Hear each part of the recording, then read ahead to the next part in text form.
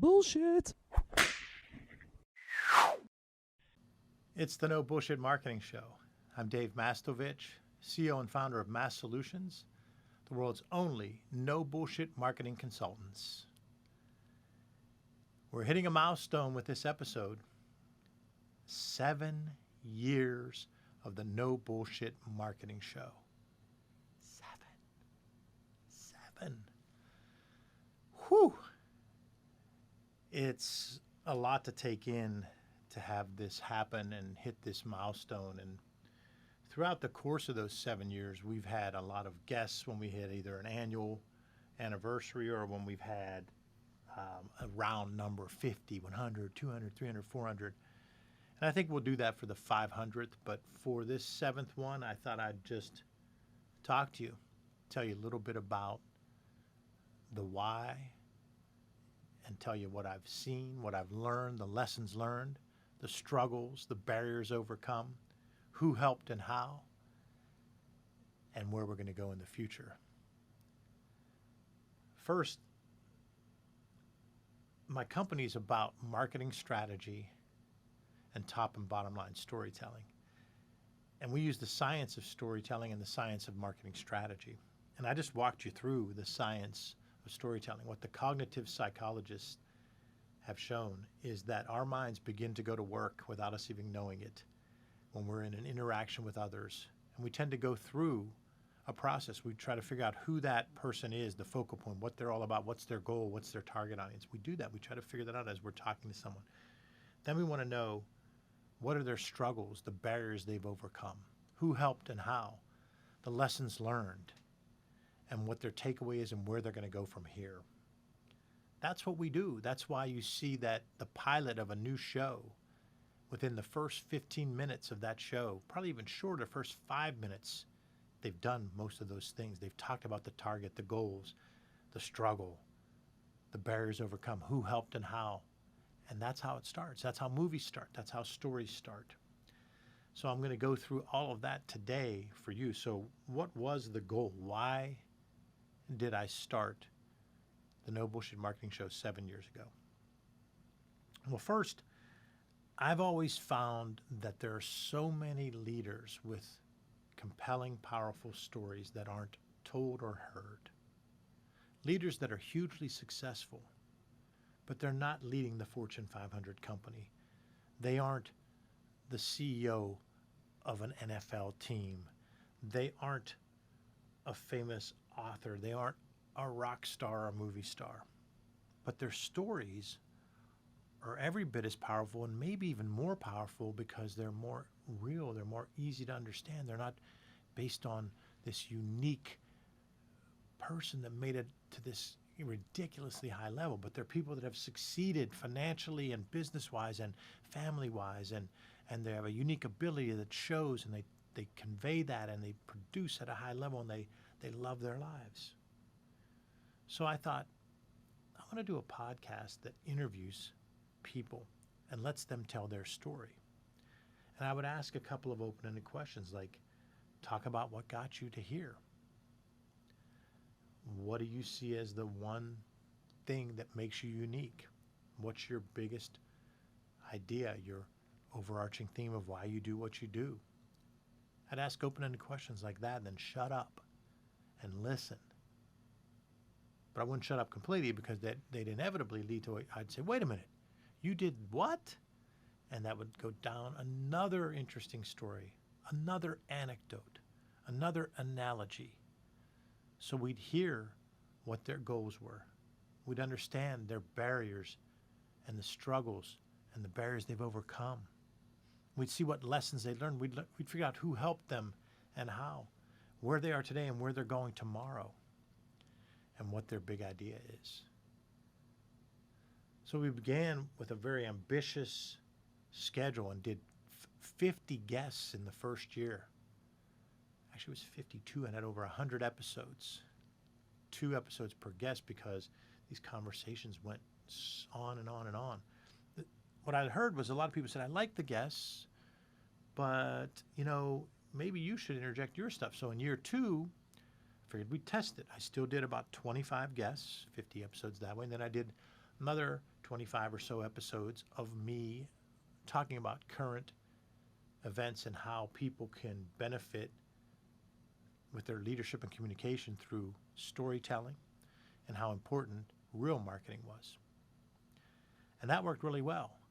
And the feedback we kept getting was, your guests are great, they're interesting people, but it's not enough to get me to listen to that the whole time. But what I'm really liking is the takeaways that I, as a CEO and founder of a company, can use, or me as an entrepreneur can use, or I'm a chief marketing officer and I can use that, or I'm a content specialist and I can use that, or I'm a coach, I can use that. So in year 3, we began to focus more on telling those stories, and we'd still have a guest here and there. So the first why behind doing the podcast was I wanted to tell these stories and let people tell their own stories about leaders who I believe are hugely successful. But there was a second one right from the beginning, that I wanted to offer timely marketing insights, strategies, tactics to help anyone out there. Part of Massolutions' mission is to help someone, anyone, regardless of size of company or industry, if they wanted to do real marketing, help them be able to do that. Because when I was leading multi-billion-dollar company and doing the marketing and storytelling, I often thought, oh, it must be because we have the resources. That's why these other companies can't do real marketing. But then I'd find a person here was a jewel in marketing, a diamond in marketing, and they'd be able to do it when their company only had 22 employees, or the company did $57 million in annual revenue, or their company had 300 employees and so forth. And I realized it wasn't because people didn't have the resources. It was because they didn't understand real marketing. So the mission of Massolutions was to help any company, regardless of size or industry, be able to do real marketing if they want to. So tying to our mission, the second major reason of starting a podcast 7 years ago was to be able to give that kind of marketing insights, marketing tips, marketing strategies, marketing tactical ways to do it to anyone out there that wanted it. So that's the why of why we started 7 years ago and why we're still today nearing our 500th episode. Now, when you look at the 7 years, what has happened? Well, you saw 7 years ago, I remember I would speak to organizations and I would tell them about my podcast, and they asked me what it even was, because there was a large segment of the population that didn't really use podcasts 7, 6, 5 years ago. And even today, now everyone knows what a podcast is, but we're still only at about a third that maybe listen regularly to a podcast. At the beginning, I was telling people about what the podcast was, and now we've seen a shift where more and more people are doing podcasts. One thing that I've seen is there's a lot of people doing kind of a circle of podcast things where I'll be your guest if you be mine, and there's a lot of podcasts being done just to get a lead into the funnel by interviewing them, putting them on the podcast. I've even had people do that with me where they called me and said they wanted to interview me, and then after the fact it was just to pitch me. So that's a little disheartening because I'm a marketing purist and I wanted the podcast to be really about leadership and communication. So over the 7 years, I've watched it evolve to where it went from being relatively unknown, mostly unknown, to relatively unknown, to now known, but still not everyone doing it. But now there's so many podcasts, and so many are done primarily for lead gen or brand recognition. I do believe it's valuable for both of those, and I believe you can repurpose the content. So I don't begrudge it, but I like when the podcast itself has legs.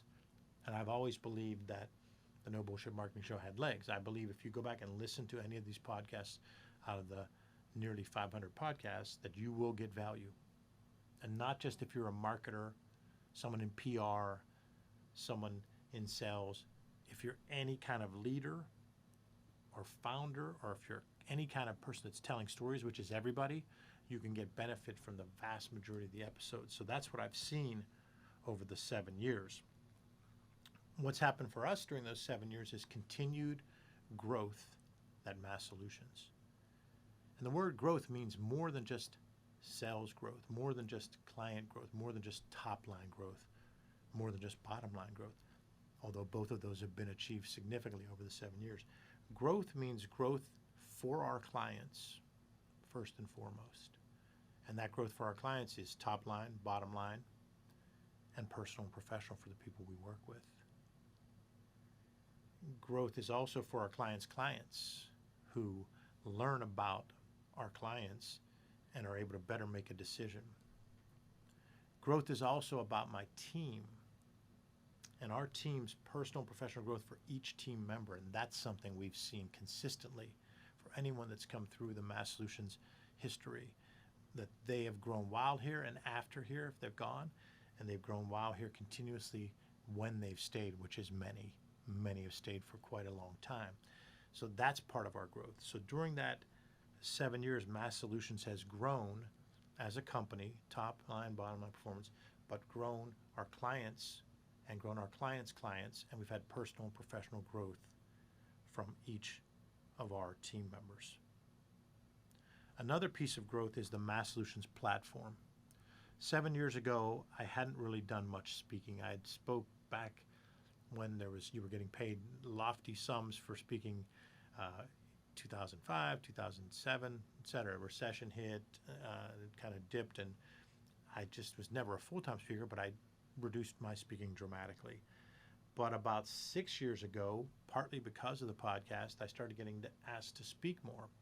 I started speaking to C-suite groups, chief executives, chief financial officers, chief operating officers, founders, presidents of companies that are in groups or at companies across the country.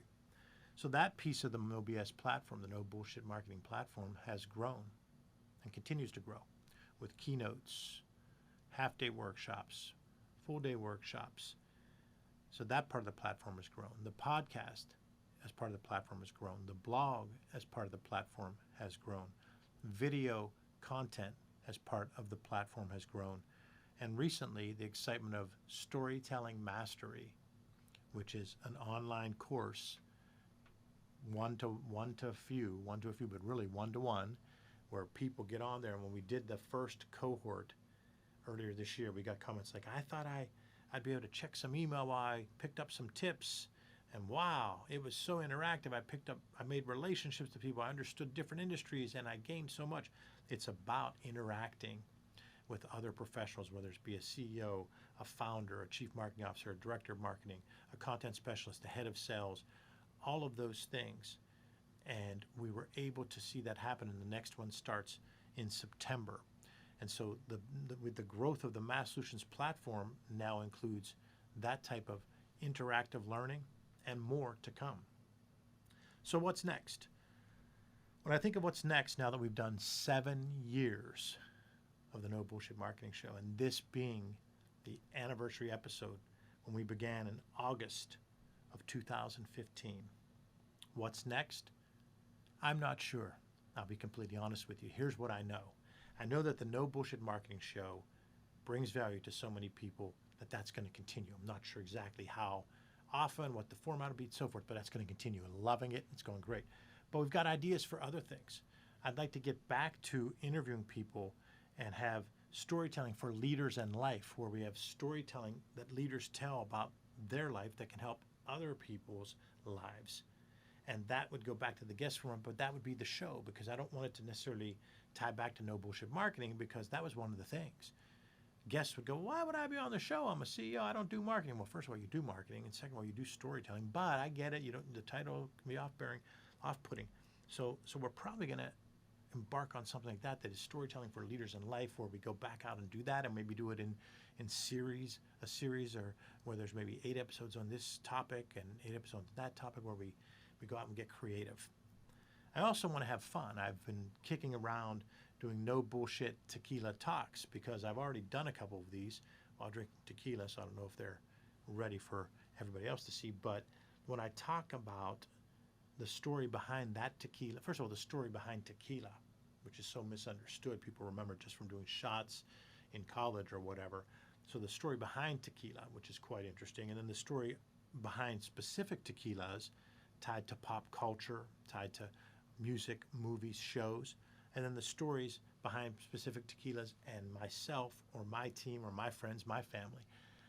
I'm thinking that can become No Bullshit Tequila Talk. So that's a possible additional expansion under the No Bullshit umbrella. So that's kind of what's next. Now, I told you at the beginning the science, that the cognitive scientists say what we go through as we are interacting with others and we're formulating stories. We understand their goal and their target audience.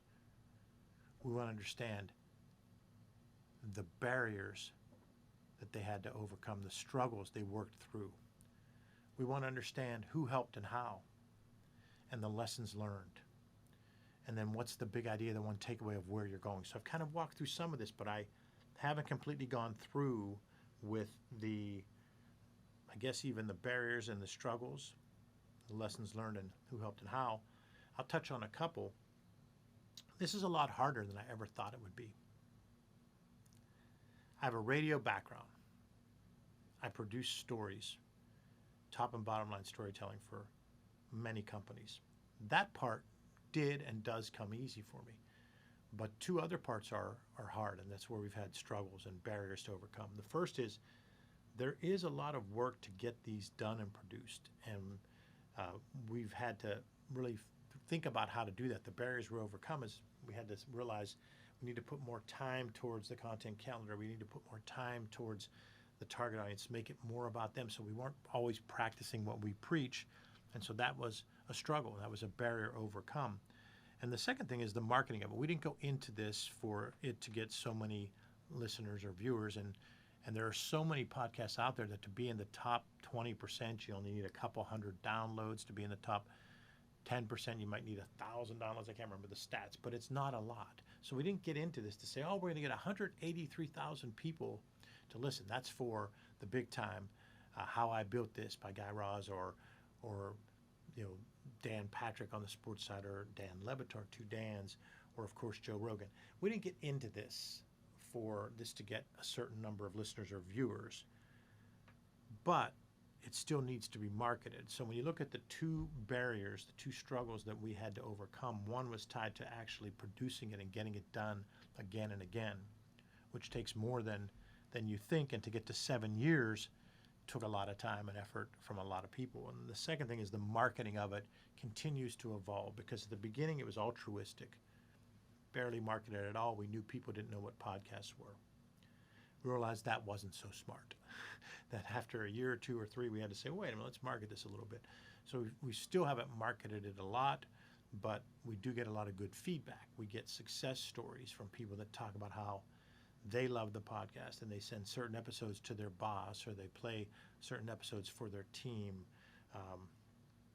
My son in college said that the professor put the podcast on one day. And now imagine this, you're a freshman or sophomore in college and you're in a class of 40 or 50 people, and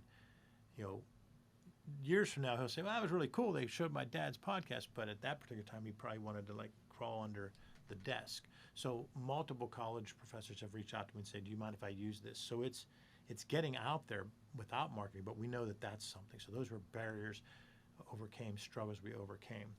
The lessons learned tie to those two. The lessons learned are, it's great to do something altruistic and to help others, but you also have to have a plan for how you're going to use that to tell your own story. So again, cobbler's son with no shoes, that cliche, the cobbler's son with no shoes, that's something that I'm guilty of quite a bit, whereas we don't market ourselves and tell our own story enough. So that's one of the lessons learned, one of the major lessons learned. The second lesson learned was that you have to be prepared to build this, and in the early stages when you're doing something like this, you aren't going to get a lot of feedback. So the lesson learned was you had to be strong through that and be confident and believe in it. Now, you want to thank people, because who helped and how? Well, so many people helped on this. The Mass Solutions team, there have been at least 20 people involved with the podcast over the course of time. Multiple people have jumped in and said, let me direct this. Multiple people have said, let me help this. Let me interview you. We've had people do video. We've had people do audio. We've had people with the posting. We've had people with the content calendar. I want to thank all of those people. That entire Mass Solutions team has helped from day one through year 7. We've had so many people way back at the beginning. An old mentor by the name of David Smith is a high-level sound audio person that works at the highest level for court cases and so forth. The first 50 to 100 episodes, he was fixing them for us. So the audio quality is absurd. People like that were jumping in. All kinds of people have jumped in to help. The obvious key team players that have been here have done that from the beginning and continue to do it. So I want to thank them. All of those guests, each guest has brought something special, so I want to thank them. I've interviewed just about everybody on my family here. I want to, my parents have been on the show and mentors have been on the show. Our clients, you have to thank our clients because we wouldn't exist if we didn't have the clients. We want to thank the people that have helped with construction of multiple studios. And I want to thank my sons because they've all been on the show many, many times. And my youngest has been on, and in one of the episodes in the past, it was an anniversary episode, we play him when he was on when he was 10, and then we play him 10 or 11, then we play him when he's 16 or 17. And you hear the voice, and it's hilarious because you know how your voice changes. And that's Carter. So Alec, Brevin, and Carter, I want to thank them for being so passionate about this and being willing to be on the show because there was some discomfort. We'd do multiple shows with all three of them and then try to do individual shows with each of them. So when I think about that, if there's anyone I forgot, I want to thank the entire team. I want to thank my family that's been involved. I'm going to thank our clients. I'm going to thank all the people that helped produce this and push it out. So that's who helped and how. So we've now gone through what cognitive scientists say is the science behind storytelling. And that's really what this show's all about. It's about leadership and communication. And both leadership and communication are driven by storytelling. It's the one thing that goes across generations, across cultures, to help communicate, educate, and motivate others. And we talk about how you can leverage the power of storytelling again and again. And we talk about how you can leverage no bullshit marketing and have a system and science behind your marketing. 7 years, it's a long time. If you'd like to hear more and learn more about those 7 years and the No Bullshit Marketing Show, go to massolutions.biz. Thanks for listening to another episode of the No Bullshit Marketing Show, 7 years strong, recorded here in Mass Solutions Studio in bold, beautiful, downtown Pittsburgh, Pennsylvania. Remember, ask yourself, what's the big idea? And build your story around the answer. It's all about bold solutions, no BS.